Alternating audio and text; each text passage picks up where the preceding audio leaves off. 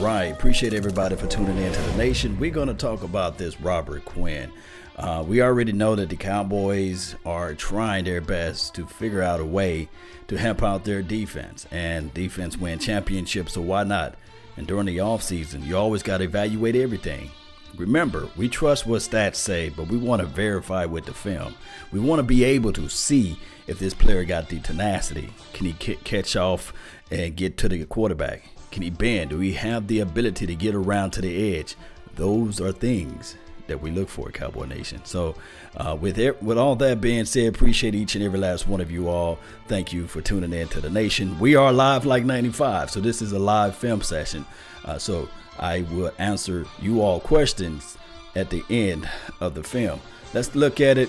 Let's see what he got. Let's see what he can do for the Cowboys if they decide to pick up Robert Quinn.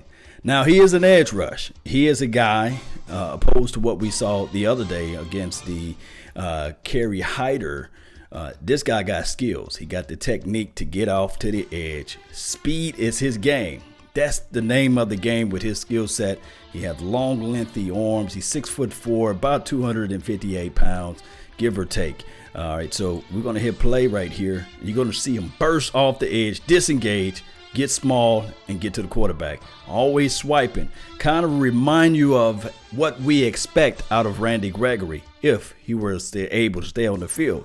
But he have the skill set to crash up field, burst, spin around, scoop, and that's what he's going to bring. He normally plays on that side of the field. He always going to line up against the left tackle because that's the type of deal that you have with this guy. He don't play the left side. He line up on the right side. Bam. Jump around.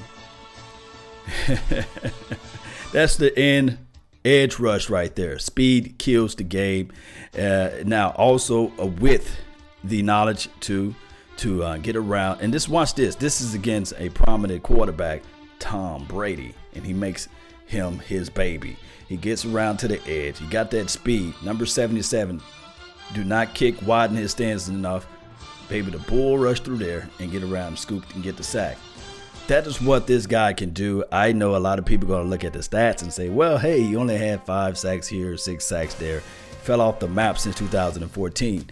But what I'm looking at from the Dolphins tape, I'm still seeing a guy with a little bend, burst off the line, get small and get skinny and get upfield.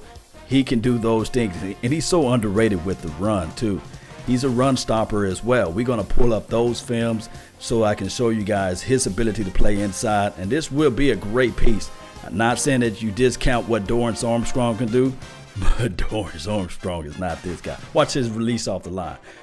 Separate. Those are all technical moves right there.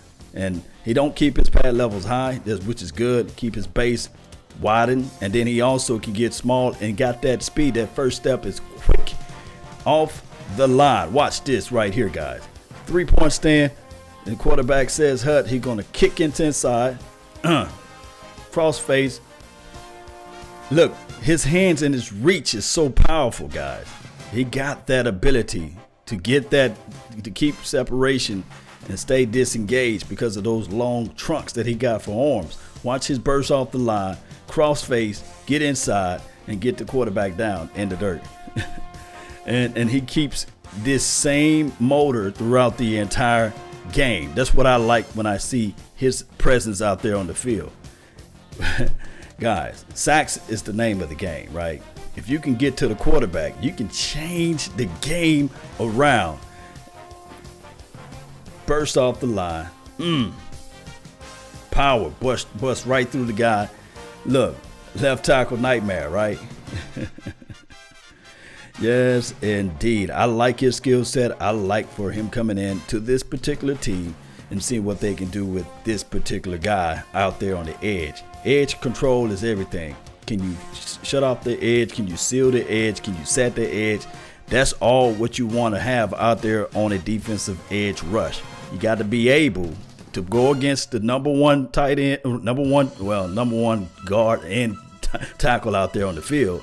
You got to win that one-on-one battle, and you got to play inside. Now, this is him against the run, but before we look into the run, I want to be able to show you guys what we have as far as the big boy. I call it the big boy. We're going to look at his skill set and his production. Really appreciate each and every last one of you all for tuning in to the nation. We're going to look at everything. I know. It's one of those things where a lot of people say, hey, especially the stat guys, right? His freshman year or his rookie year in 2011, he had 5 sacks. 2012, he had 10.5. And then 2013, he had 19 sacks. That's a high production, guys. 2014, he had 10.5. 15.5, and everything else kind of teetered off a little bit. 2016, 4, and 17, 8.5, and I'm looking at 2018, 6.5 sacks. So you look at the production, it's been on a downward spiral. I would say 2017, he showed up pretty well. Looking at tackles for loss, 9 and 9, assistance, 11 and 13. So what I'm looking at out of this production, as far as money-wise, remuneration, the paper, they got a contract out now for him, but it's $11 million. If they do a trade, he's at the end of his contract. Normally, when you do something like that, you would do this right here, Cowboy Nation. You would pick him up, you'll pick up that contract, and then extend. And what you'll do is maybe spread that $11 million out, move it over to like a roster bonus, move it over to like something like that, and then disperse it out in those parameters. And maybe you can do a quick 2 to 3 year deal, and it won't be that much of a hit.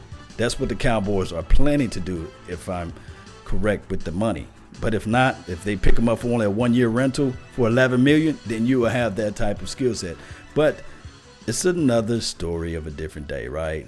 And that's just what he possesses. Let's go back to the film. I really appreciate each and every last one of you all. Like I said, he's 6'4", got that long arm length. That length is everything. And watch, let's go back and see what he looks like against the run. And this is my favorite. I love it when you can stop the run. Let's go. Let's hit play. Let's see what he do off of this play right here. Off the edge again. So fast, so quick. He over pursuit. But this is what I want. I want to know, do you have the hustle factor? Knock Fournette down, just strong enough to get back upfield. We want to see that set the edge type of rush. We want to have a guy that can create pressure to the quarterback and also crash upfield and get the runner down.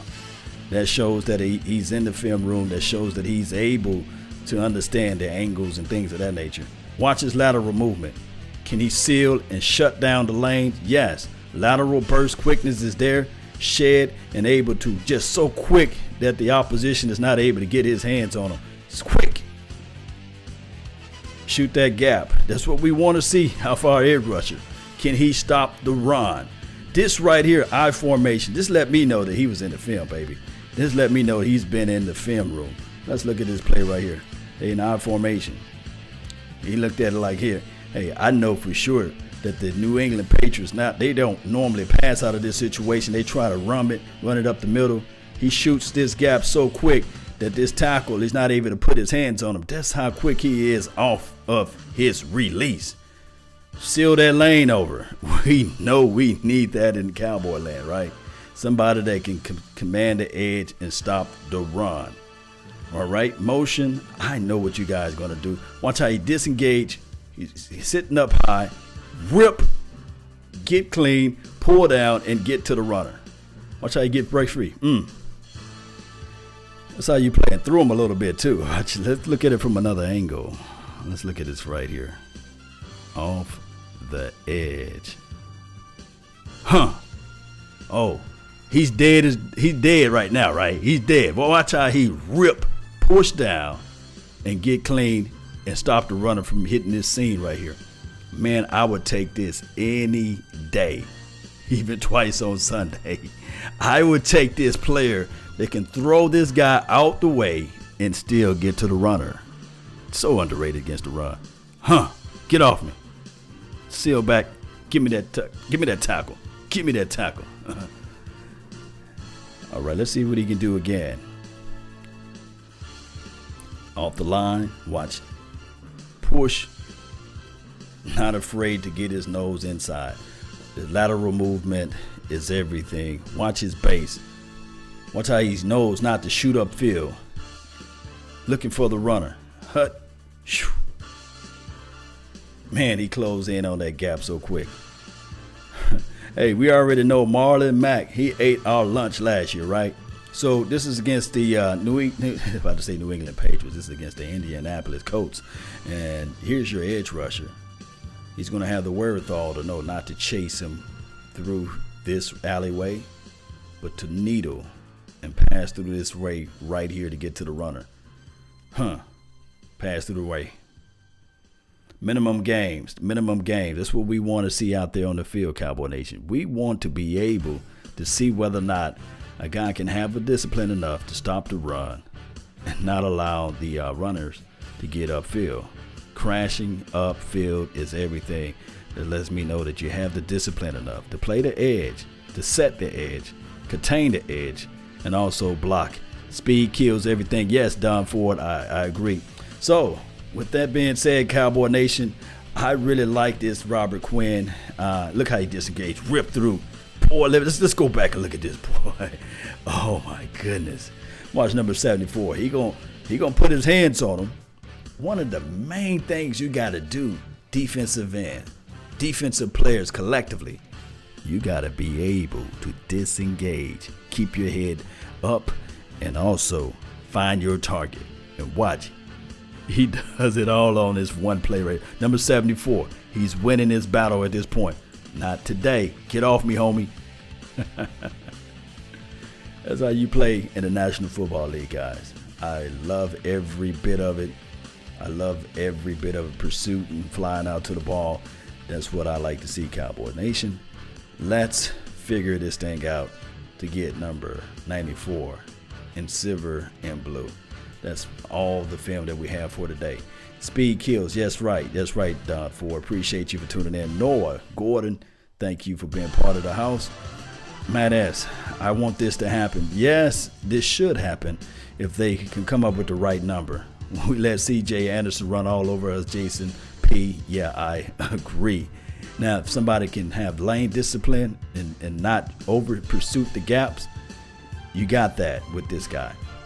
Jay Rocks, thank you for the donation to help grow the nation. He said, law was good, fam. Everything is good. Especially, it would be good if we sign a guy that we know for sure that can set the edge.